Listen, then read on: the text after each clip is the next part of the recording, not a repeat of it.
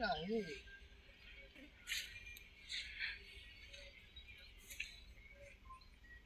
वैसे ये फौज खान का घोड़ा है।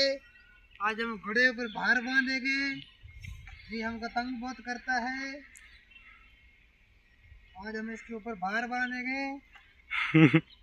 ये देखो, अब ये नहीं हिलेगा।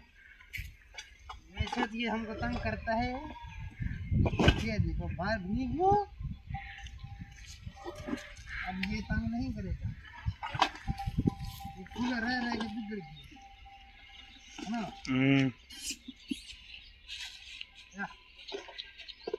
ये छोटे बच्चों को मारता है। हाँ, हमने अब चाय पी है। ये हमारा चूल्हा पड़ा है। ये हमारा कुत्ता पड़ा है। हम चाय पीकर हम आगे जाएंगे।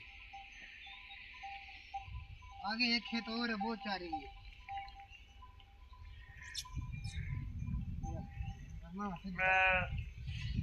बहुत तंग करता है। लाइक फॉलो भी कर देना। हाँ, फौजी को लाइक और फॉलो करना।